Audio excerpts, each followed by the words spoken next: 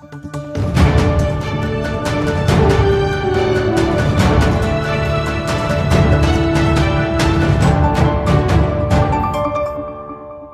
Observer don में आपका बहुत बहुत स्वागत है और मैं हूं रविंद्र। बुधवार को जब ये दर्दनाक खबर सामने आई कि तमिलनाडु के कुन्नूर में एक सेना का हेलीकॉप्टर क्रैश हो गया, उसके बाद पूरे देश में सनसनी फैल गई। इसकी बड़ी वजह यह थी कि इस हेलीकॉप्टर में 14 लोगों के साथ हमारे देश के जो चीफ ऑफ डिफेंस थे यानी जो CDS थे बिपिन रावत, वो भी सवार थे।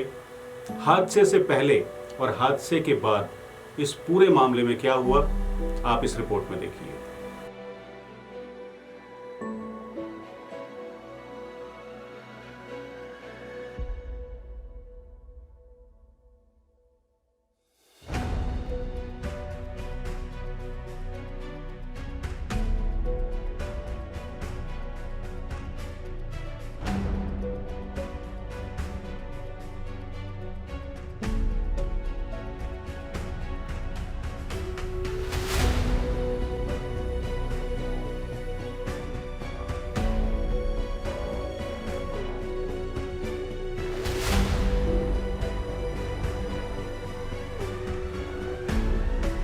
तमिलनाडु के कुन्नूर में वायुसेना का हेलीकॉप्टर क्रैश होते ही पूरे देश में सनसनी फैल गई। कारण था इसमें चीफ ऑफ डिफेंस स्टाफ यानी CDS बिपिन रावत का होना। तीनों सेनाओं की कमान उनके हाथ में थी। देश के लिए वो बेशकीमती थे। रावत और उनकी पत्नी को मिलाकर इस हेलीकॉप्टर में 14 लोग सवार थे। इन सभी में सिर्फ एक ग्रुप कैप्टन वरुण सिंह की जान बची है। वो अभी भी जिंदगी और मौत की लड़ाई लड़ रहे हैं। विमान हादसा होने के बाद आखिरी समय में 14 में से सिर्फ 2 लोग जिंदा मिले थे। इन 2 में रावत भी थे। हादसा इतना भीषण था कि शवों की शिनाख्त करना मुश्किल था। सवाल है कि क्या विमान में सवार जवान अपने कप्तान को अंतिम समय तक बचाने की कोशिश करते रहे? अंत समय में क्या कुछ हुआ? कब गई बिपिन रावत की जान? हिल स्टेशन कुन्नूर में यह दिसंबर का एक सामान्य धुंध वाला दिन था। लोग अपने रोजमर्रा के कामों में लगे हुए थे। अचानक दोपहर करीब 12 बजे एकदम से धमाका हुआ। कुन्नूर के नजदीक कटेरी गांव के कुछ लोगों ने देखा कि एक हेलीकॉप्टर तेजी से घूमता हुआ एक बड़े पेड़ से टकरा गया। धमाके के साथ हेलीकॉप्टर में आग लग गई। कुछ घंटों में जंग का मैदान बनी साइट। आसपास के लोग घटना स्थल पर भागते हैं। अगले कुछ घंटों में ये जगह युद्ध का मैदान बन जाती है। स्थानीय लोग सबसे पहले बचाव कार्य में जुट जाते हैं। उनसे जो बन पड़ता है आग को बुझाने के लिए, वो सब कुछ करते हैं। बहुत कम लोगों को वहां पता था कि इस हेलीकॉप्टर में CDS बिपिन रावत सवार थे। इसके बाद एम्बुलेंस, स्वास्थ्यकर्मी, रक्षा और पुलिसकर्मी सैकड़ों की तादाद में पहुंच जाते हैं। पूरे कुन्नूर में अलर्ट जारी कर दिया जाता है। स्थानीय लोगों की माने तो जलते चॉपर में 11 लोग थे, वहीं 3 लोग कुछ मीटर दूरी पर थे। वे तीनों भी बुरी तरह जले हुए थे। उनमें से एक ने पानी मांगा था।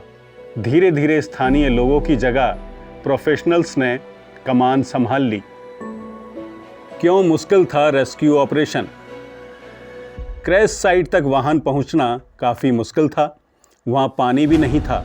इसके चलते आग बुझाने में दिक्कतें पैदा हुईं। बचाव कर्मियों को आग बुझाने में करीब 2 घंटा 50 मिनट का समय लगा।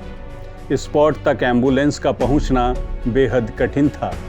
ऐसे में स्थानीय लोगों से चादरें ली गईं। सबसे पहले उन 3 लोगों को रेस्क्यू किया गया जो चॉपर के बाहर थे। इन्हें वेलिंगटन में आर्मी अस्पताल ले जाया गया। 1:30 बजे तक 7 शवों को निकाल लिया गया, लेकिन चॉपर के मलबे में फंसे होने के कारण रेस्क्यू ऑपरेशन में देरी हुई। करीब 4 बजे अंतिम शव निकाला जा सका। इस तरह रेस्क्यू ऑपरेशन पूरा हुआ। अंतिम समय में 14 में से सिर्फ 2 लोग जिंदा थे। इनमें से एक बिपिन रावत और दूसरे वरुण सिंह थे। हालांकि अस्पताल ले जाते हुए रावत ने दम तोड़ दिया। शव पूरी तरह से जल गए थे। क्या रावत को अंतिम समय तक बचाया गया?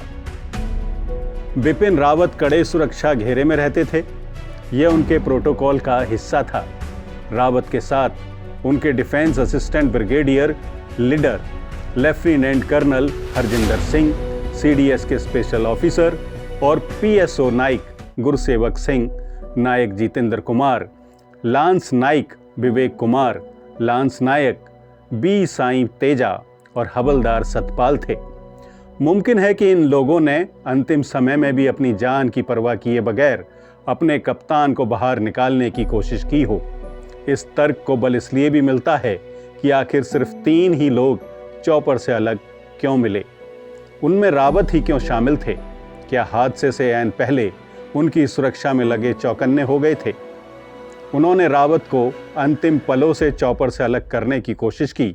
जांच में शायद इन सवालों का जवाब भी मिल जाए। हालांकि सवाल ये भी उठाया जा रहा है कि सेना का इतना बड़ा जो हाईटेक हेलीकॉप्टर है, आखिरकार वो क्रैश कैसे हो गया। हालांकि सेना ने इसका ब्लैक बॉक्स भी प्राप्त कर लिया और ब्लैक बॉक्स में जो भी कुछ हेलीकॉप्टर में हुआ होगा वो जरूर रिकॉर्ड हुआ होगा। उसकी गहनता से जांच की जाएगी और तभी हेलीकॉप्टर के हादसों का सही कारण सामने आएगा। ऑब्जर्वर डॉन पर ऐसे ही वीडियो देखने के लिए आप ऑब्जर्वर डॉन को लाइक और सब्सक्राइब करना ना भूलें। इस वीडियो में इतना ही। दीजिए इजाजत। नमस्कार।